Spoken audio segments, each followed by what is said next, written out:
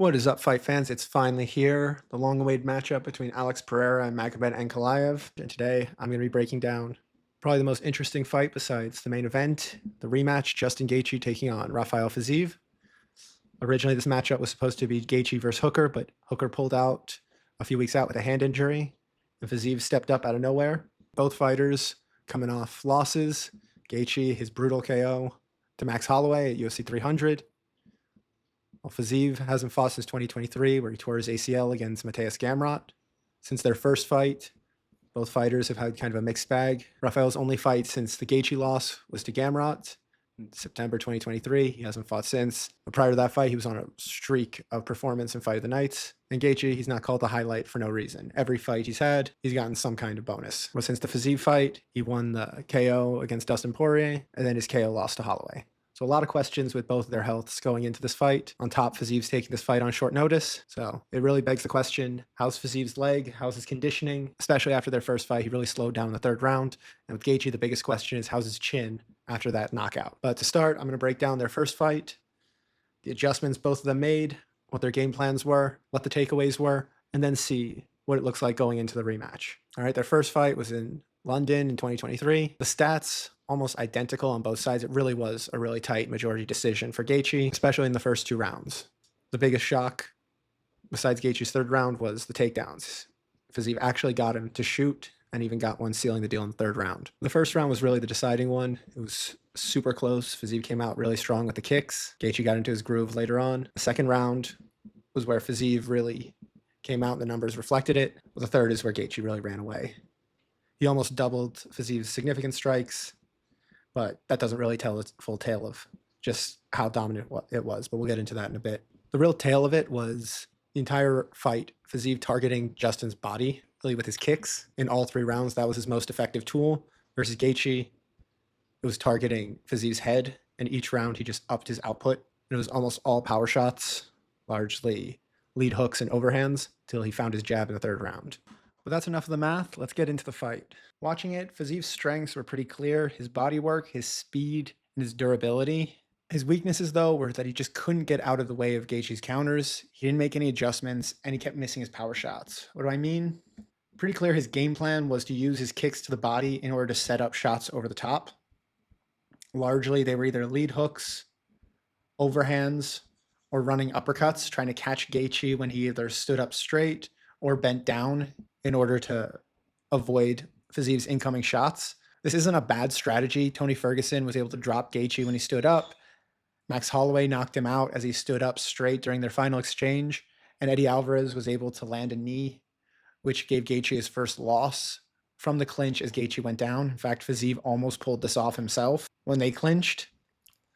Just in Fiziev's case, he wound up landing to the inside of Gaethje's shoulder rather than flush on his chin. And his flurries were able to help him accumulate damage to Gaethje's body. The problem was he just couldn't land consistently to Gaethje's head. When he did, he was able to do a lot of damage. In the first round, he was able to time a perfect lead hook. In the third, he almost dropped in with a running overhand. But most of the fight, he just couldn't get the timing right. Gaethje either avoided it, he missed, or he would overthrow and put himself out of position. And this accentuated the weakness that he just couldn't get out of Gaethje's range for his counters. This was a perfect example in the first round. He tries to catch him with a hook as Gaethje bends down, and after the flurry, he tries to exit into range and gets caught with a hook right at the edge. And this is where the lack of adjustments was really a problem. Gaethje was able to turn the tide of the fight just by adjusting to Fiziev, whereas Fiziev kept trying to use the same game plan. Not without merit. His kicks were very effective and they racked up the damage. They just couldn't slow Gaethje down. And that brings me to Gaethje's strengths and weaknesses, which was his adjustments, especially as Fiziev was slowing down. Gaethje was able to put together longer combinations to catch him. He was able to keep his hooks inside of Fiziev's shoulders and over his shoulder for his overhands, which meant even when Fiziev tried to shoulder roll, it didn't work. And his durability, the fact that the body work never stopped him.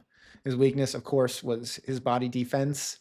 Next, that he abandoned his kicks. In the first round, they were very effective, and if he kept it up, he probably could have done even more damage than he did. And his slow start, he didn't go into it with a game plan. At least that's my hypothesis, because it took him a while to get his feints going and to start picking up on what Fiziev was putting out there.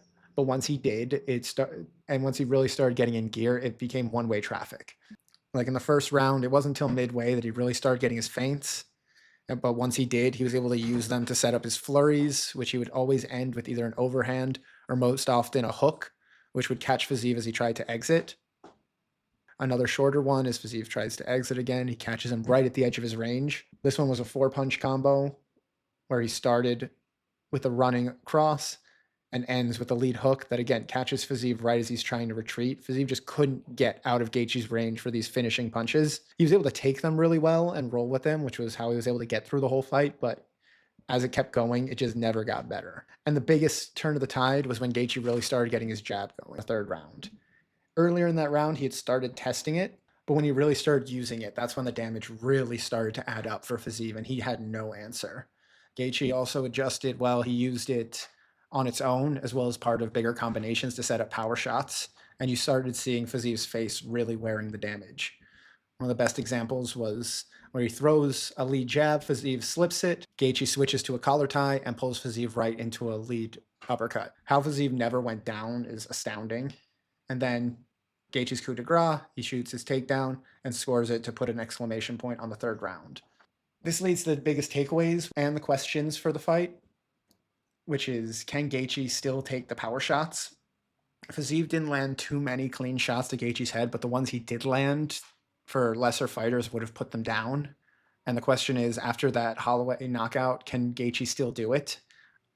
Their first fight was after he had gotten hit by Charles and then choked out, and it didn't have an impact on his chin.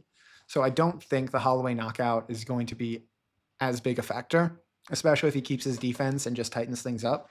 The bigger one is, can he keep up the momentum of that third round? That third round was the most decisive, and it was one-way traffic from there. Had that fight had 1 or 2 more rounds, he would have probably finished Fiziev. The bigger questions are on Fiziev's side. Can he have an answer to the counters of Gaethje? He had very few for their first fight, and that's how Gaethje was able to accumulate those strikes to his head. Can he figure out something to the jab? Like, how decisive that jab was can't be understated. The closest similarity is DC against Stipe when Stipe found the body shot. DC just had no answer and ended up setting up the knockout to finish. And the last one is Fiziev was not booked to fight, and he's stepping up on short notice. What kind of shape he's in, and does he have the cardio to keep up with Justin Gaethje, who was on a full camp? He's clearly going to be in shape, but is he going to be in fight-ready shape so soon out? But that's the breakdown of their first fight and the questions going to their second. Hope you guys enjoyed it. Don't forget to like, comment, and subscribe. Tune in tomorrow for my breakdown on Alex Pereira's grappling and what people miss. Hope you all have a great UFC 313 weekend.